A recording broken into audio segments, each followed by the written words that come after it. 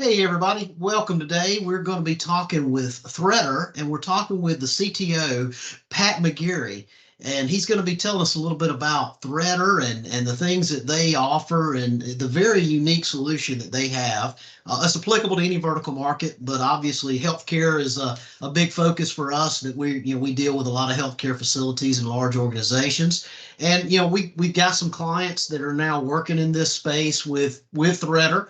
Has been very successful with the solution, and I'll have to say it's one of the best solutions I have seen thus far in blocking bad actors and just being a readily available solution that does a lot for clients. So Pat, we're looking forward to hearing from you today, and I'm going to turn it over to you to kind of give us an overview of Threader, talk a little bit about some of your client verticals that you're in, focus on healthcare, obviously, and then let's kind of hear from you guys of what you do and kind of go over it with us. Absolutely. Well, thank you so much, Wade, for the time to go through this. We're really excited about it. I've been here now for about 4.5 years. My background is largely in offensive cyber. And so when I heard about these guys, I was really interested in them, primarily because I saw them as one of the first companies that I had seen throughout my career of doing this over 25 years of actually blocking the bad guys. And that's the goal in the end, Yes. right? Is to keep the bad guys out. And that's what the company does. That's how it was founded. And that's what we do. We literally block every known threat. And that's the key, is that existing security controls tend not to do that. They focus on, frankly, or rather archaic ways of solving the problem, or they're using a next generation firewall or detect and respond. Those things are all great. But what they're missing is, wait a minute, if you have all these people telling you who the bad guys are, why don't you just stop them all? And that's why we do so well in some of these verticals, like healthcare being one of our primary verticals that we do very, very well in. Others are legal, financial services, some state and local governments, education, energy, basically places that have data and users they know they have to protect because it matters, right? It matters that health records are protected. That's right. It matters that, systems in a hospital stay running, right? That matters. Right, and that's what we focus on, is making sure that happens. And what Right. we're different, why we're different, is we do it very differently, right? What we do that's different is we recognize that no one company, no one organization in healthcare, HISAC is a great source for data about who some bad guys are attacking healthcare. But there are hundreds of other lists out there identifying bad actors. The challenge has always been, what do you do with that data? But what people have done is they throw it in their SIM, right? Splunk, QRadar, Azure Sentinel, whatever the heck, their Logarithm, whatever they're using, right? And then they say, oh, wait a minute, Sally the other day hit this site and it was probably malicious. Uh-oh, we might have a problem. By then it's too late, right? So, and everybody's head should be, well, why did we have to wait to figure that out? We already knew this person was bad. Why didn't we just stop them? That's what Threader does. Yeah, we sit in the network in a way that just makes it very simple and straightforward to block all these known bad actors from all the good people out there that are telling you who these bad guys are, and just block them all. For some of your clientele that might not be familiar with cyber, there's some good news here. Cyber is actually really easy when you peel back the onion, right? It's very analogous to real life. And I love some real life analogies with this kind of stuff, so people can get a feel for it in these other non-technical verticals, so to speak, right? And it's this: if in your neighborhood, right, you've got 20 criminals in your neighborhood or in the vicinity of your neighborhood, and you've got children, do you really want to let any of those 20 criminals anywhere near your kids? And the answer is, of course you don't. How would you feel if the local police said, oh, well, why don't you just worry about the top 12? Don't worry about those other 8 horribly bad people. Just worry about the top 12. Right. What? What? Are you nuts? None of those 20 are getting near my kids. I don't know about anybody else, but I'm a pretty decent person. I want my kid to be raised right. And you know what? These people are not getting anywhere near my kid. If I know who the 20 are, all 20 are being blocked. That's right. That's exactly right.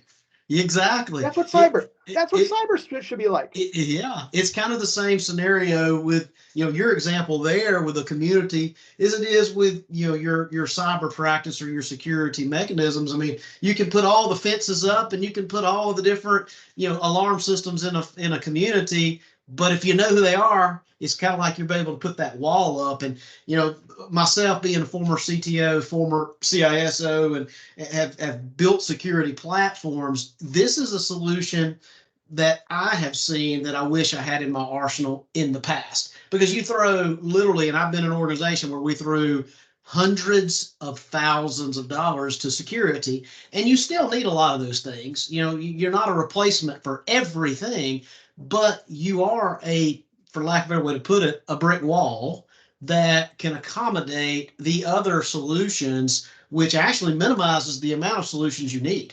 Once you have the threat or solution, you kind of minimize that. And, I want to talk a little bit about specific case studies or things of that nature. And I can tell you that there's one personally. We've got a hospital. Obviously won't call any names, but we implemented the threat or solution about 3 months ago. They immediately saw a difference in traffic the first hour that it was implemented. And then another very unique thing that a lot of organizations don't realize is not only the inbound, but the phone home traffic and the ability that it has to block that or to mitigate that traffic. So I've got a lot of good use cases, but that's one in specific. There was a hospital, bona fide happened to them. Within the first hour, we saw a huge difference in the bad actors. Yeah, well, you just hit on the key thing, right? That one of the things that I love about this solution is it's in your face, right? It Yes. shows you benefit immediately after you install it, and it's a really light lift. It deploys as what we call a bump in the wire between anywhere basically in the networks. Doesn't matter how complex your cybersecurity environment is. Doesn't matter how complex you think your network is. This thing can layer in seamlessly. It does not impact any existing service. It is a bona fide bump in the wire network security layer. Yep. It will protect on-premise. It will protect remote office. It will protect cloud. Wherever you decide to deploy it, it will protect. And your example is a great one, right? Hospitals are fantastic solutions to places to install the solution because right. Those folks have data and systems that have to be protected. That's and right. You will absolutely see every single time you plug us in, you will be like, oh my gosh, this has been getting through for how long? That's right. You hit exactly. on one of the key talking points, inbound versus outbound, right? I mean, it's one thing, if you had a completely clean network already, hush hush, nobody does, right? And you plug this in, you wouldn't see anything nasty going outbound. You always see stuff because there's stuff in your network now, whether you know it or not. That's right. One of the dirty little secrets of cyber is, people get ransomware and you see it in the news every single day, but it didn't just happen. It's been going on for months, and now they're become the bona fide victim when they get the note that says, haha, we've got all your data. Your backups don't matter anymore because we have all your data. We'll go sell it if you don't pay us, That's right. And, That's right. And how do they get the data? They exfiltrate it via outbound communications to known bad IP addresses. That's right. I mean, it's just not complicated. No, and it's not a matter of if, it's when. I mean, that's a fact. Yep. It's when. But how prepared are you, and what what can you do? And like I say, this is one of the solutions that I see is it should be on everybody's network. I mean, that's I agree. That's the way I see that, and you can't say that about a lot of solutions. But this one I can. And before we wrap up here, talk to me a little bit about the support side of Threader and the implementation. How this, client, how does it work? Because I know it's not just to put the appliance in and you're done. You've got support. You've also got, feeds and stuff in addition to the basic. You can add feeds if an organization has other subscriptions. Just give me a brief, couple of minutes on that. How does that look? Yeah, sure. We'll use healthcare as an example, because I know you guys are really interested in the healthcare space. Mm-hmm. So the hospital, that you mentioned, right? There's lots of examples of this. I can think of like a half a dozen hospitals off the top of my head. Some big healthcare firms that are doing this. When they first deploy us, it truly does deploy as a bump in a wire. So what do I mean? Let's say you've got an ISP modem hooked up to your existing next generation firewall. Maybe it's a Palo, a Fortinet, a Cisco, whatever, Meraki or Fire, whatever it is, right? Well, all you're going to do is put us in between. So look like this. Yep. Here's us. This isn't exactly us, but you get the idea. It's a visual example, right? Sure. So you're going to disconnect that ISP modem from your firewall. You're going to put us in between there. So the ISP modem connects to us. We connect to the firewall. We're bumping the wire.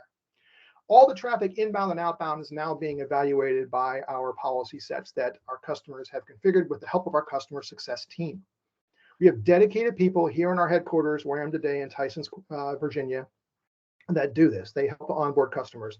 Our typical onboarding process is roughly around 30 minutes and you're up and running. It really is that simple because it's not hard to plug in two cables, Right. plug in power, log in, everything's centrally managed in the cloud. So you set up your lists and policies. You mentioned the list. We come out of the box with millions of indicators from household names in cyber like WebRoot and domain tools and gray noise, right? And then you can layer on anything else that you might have. Like in healthcare, if you're an HISAC customer, you put in your HISAC keys and that data just automatically in there, you right away, immediately, right? For financial services, FSISAC is an example. If you've got your own feeds, like up on Alien Vault, that can be pulled in too. There is nothing you can't pull in. Anything goes, to no limits. And that's the big difference, is our architecture, the things that we patented, is on these ideas of unlimited intelligence enforcing all of it. So that's what our patents are based on, is how we do that at line rates so as never to adversely impact network performance. And because of that, it's so easy to deploy us. You start to realize immediately, I'm getting all this protection effectively for free, because what I mean by that is you're not paying a network performance penalty ever with us. You're actually making your performance better because we're at that front end layer, getting rid of all the junk before the rest of your stack has to worry about it. It is a win-win across the board. And it really is that easy. Like I said, our customer success team handholds people through it. They don't necessarily have to. We have a lot of folks who just say, wow, we read your documentation, a couple of pages, and we got it up and running ourselves.